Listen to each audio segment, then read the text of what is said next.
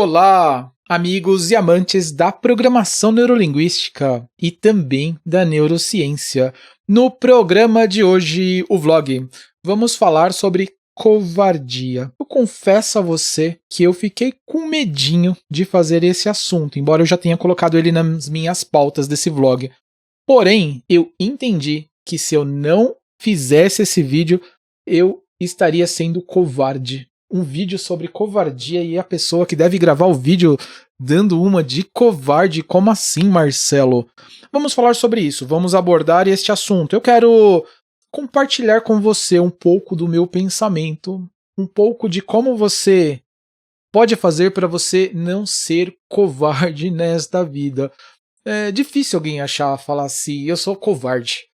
Tinha os personagens, né? Eu vou compartilhar daqui a pouco com vocês, eu vou mostrar alguns personagens que eles se dizem covardes, mas eu não vi ninguém que eu encontrasse na rua, né? Eu já vi gente que falou que era desmotivada. Ah, eu não sou motivado, eu não gosto de fazer isso, eu não gosto de fazer aquilo. Mas covarde eu nunca vi ninguém falando. Você viu alguém que já falou? Ah, eu sou covarde, eu não faço isso porque eu não quero. Mas este é um sentimento que muitas pessoas, não muitas, muitas é uma generalização muito grande, porque muitas pessoas, a gente está falando de muita gente, mas algumas pessoas, algumas poucas, elas entram em um estado onde, por questões de gosto, por questões psicológicas, por questões de preferências, por questões de que elas não querem fazer aquilo porque elas não querem simplesmente, elas fogem de alguma coisa importante, que deveria ser importante, claro, elas fogem disso e elas não querem fazer. E por qual motivo isso acontece? Às vezes por uma dor, às vezes por um gosto, às vezes por um mimimi, às vezes por um preciosismo. Enfrentar, talvez uma preguiça, às vezes é uma preguiça, de enfrentar uma situação que pode causar dor. E às vezes as situações, elas causam dor. Existe muita coisa aqui que causa dor. Por exemplo, acordar cedo e treinar causa dor. E quando a gente falha no exercício, eu já tô começando a me sentir culpado e até covarde um pouco. Quando você falha e você não acorda cedo, o que você deveria fazer, o que acontece, você foi, de certa forma, um pouquinho covarde. Um pouquinho covarde. Então, quer dizer que quando eu fujo de uma situação por talvez por uma preferência, ou talvez por um medo. Não é um medo. O medo eu já vou explicar. Não é um medo. Mas por um conforto, ou por uma zona de conforto. Talvez a zona de conforto seja a maior produtora de covardes que podem existir. E por que eu falei que não o medo? Porque o medo, ele é uma coisa, é um mecanismo um pouco diferente da covardia. A covardia, muitas vezes, ela tem um medo escondido por trás, mas o medo, ela é aquela coisa que faz o seu coração palpitar, faz você ter coisas, brotoejas, faz você ter arrepios, sensações físicas que são disparadas porque alguma coisa, algum processo interno, alguma fobia foi disparada. E a covardia, às vezes, ela não tem fobia, às vezes ela pode ser um mecanismo que tem alguma ligação, mas pode ser que não. Pode ser que simplesmente seja uma preferência ou alguma coisa de que eu não quero enfrentar aquilo porque aquilo vai doer e pronto, acabou, né? Com bem cara de deboche assim mesmo. Mas o medo é diferente. O medo é essa coisa de que algumas vezes a gente não controla. Na PNL existem técnicas, existem exercícios que curam a fobia, ou ao menos eles minimizam muito, porque toda fobia é uma proteção instintiva. E quando a gente fala desses recursos instintivos, quando a gente fala de coisas, de comportamentos que eles são comandados pelo nosso inconsciente, uma fobia ela está sendo comandada pelo inconsciente. Então somente através do inconsciente você pode trabalhar este comportamento, trabalhar esta fobia. Mas estamos falando não de fobia, estamos falando de covardia. E a covardia, ela pode ser uma crença. Eu falei agora há pouco para você da zona de conforto. Eu falei agora há pouco que as pessoas, elas escolhem ser covardes às vezes, com bem um dedinho de julgamento. Elas escolhem ser covardes e não tem nada de errado com isso. Tem o que as pessoas querem. quero falar um ponto aqui, não existe nada de errado em ser assim. Eu vou mostrar pra você alguns personagens que são covardes, que são medrosos, né? Medrosos é uma coisa que se mistura, como eu falei pra você, e eles são bem bonitinhos, eu gosto deles, eu quero compartilhar aqui com você. Vamos lá, compartilhar a minha tela com personagens medrosos. E olha só que coisa bacana que eu encontrei. Eu vou falar pra vocês somente aqueles que eu conheço. Tem personagens aqui que eu não faço a menor ideia. Eu sei que o cão covarde, né? Eu sei que ele existe, mas eu não assisti nada sobre ele. Mas então eu quero contar pra vocês sobre Scooby-Doo e o seu amigo Salsicha. Eles são muito medrosos.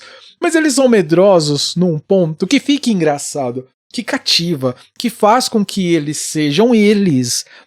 O medo no Salsicha, o medo no Scooby faz parte da personalidade. Então por que mudar? Se não está incomodando eles, né? Porque talvez o Salsicha ele fosse lá, eu vou passar por uma sessão de coaching agora, porque eu não quero mais ser covarde. Tudo bem, mas se não tá incomodando, continue, fique, né? E já pensou, se o Salsicha fosse corajoso, ia ficar um pouco estranho, eu confesso pra você. Mas porém, é questão, tá fazendo bem pra eles, pro personagem, tudo bem, mas que é bonitinho?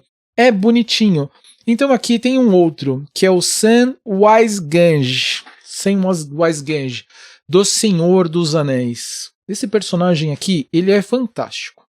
Ele é fantástico, ele é considerado por muitos como medroso, e ele é medroso.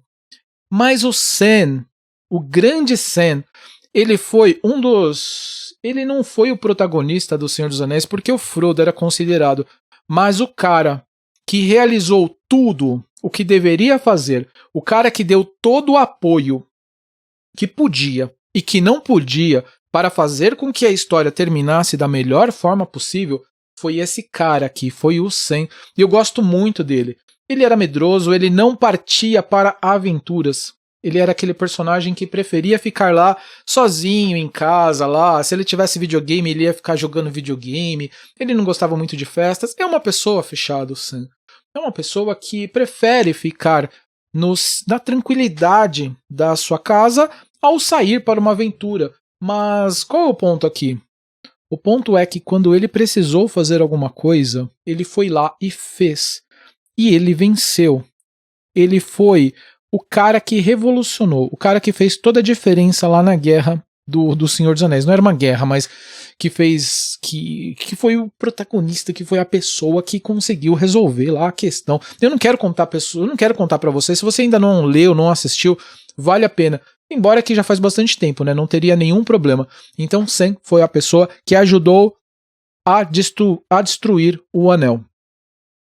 Então temos mais um outro personagem aqui. Esse personagem ele é muito legal.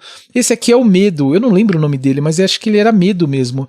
E ele está do Divertidamente lá da Disney. Eu gosto bastante deste desenho porque ele conta pra gente uma versão.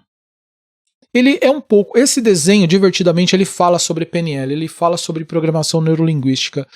E é muito legal porque ele mostra alguns metaprogramas. Esse bonequinho aqui, esse personagem, o Medo, né, o Medinho, ele é um metaprograma que às vezes ele domina. Os metaprogramas, assim, lá no Divertidamente, eles são assim, eles eram alegria, eles estão aqui, ó. Era alegria, a tristeza, esse daqui, a alegria era essa daqui, ó. Essa personagenzinha aqui que tá bem no cantinho aqui. Alegria, a tristeza, que era essa daqui, e a gente tinha o Medo aqui também. Isso daqui era um outro, isso daqui era um elefante que não fazia parte de um metaprograma. E a raiva, o nervosinho também acontecia. Então eram todos os metaprogramas aqui. Todos nós temos um que nos guiam. Todos nós temos um metaprograma que é o preferencial. Às vezes pode ser o medo, às vezes pode ser a alegria, às vezes pode ser o nervosinho, às vezes é o nervosinho que está guiando a gente. Então temos aqui esse conjunto de personagens aqui e temos este daqui, cadê ele? Voltando lá, ele é o personagem mais medroso que existe, mais covarde talvez. Mas é importante, cada um deles, eles têm um momento, cada um deles, eles são responsáveis em uma determinada hora para eles equilibrarem todos nós. Olha esse daqui. Chapolin Colorado. Chapolin Colorado é medroso, gente. Mas eu gosto muito dele. Eu gosto da diversão que o que o Chespirito lá ele trouxe para nós. Eu gosto de como uma história simples, uma história não muito rebuscada, não muito complicada ou talvez não tão adulta, uma história voltada até para crianças, como ela pode cativar, como ela pode emocionar e como ela fica durante anos, durante gerações. A minha filha, Lívia, de 10 anos, ela assiste Chaves e se diverte, ela assiste Chapolin Colorado, e não é nem da época dela, isso foi de 1970, eu era pequeno quando o Chaves passava, quando o Chapolin Colorado passava. Então, por que não podemos fazer histórias mais assim? E temos também o dinossauro, lá do do Toy Story. Eu ia falar Vida de Insetos, do Toy Story. Esse dinossauro aqui ele era bastante medrosinho. Porém, ele também era um personagem muito cativante. Então isso eu quero mostrar. Eu mostrei aqui pra vocês, existem outros personagens aqui, os Minions, né? O Olaf não era tanto. O Olaf era... Dentro do Enneagrama, talvez o Olaf fosse um tipo 7 aqui, vai? Fosse um tipo 7. Isso é uma outra... história para um outro vídeo, tá?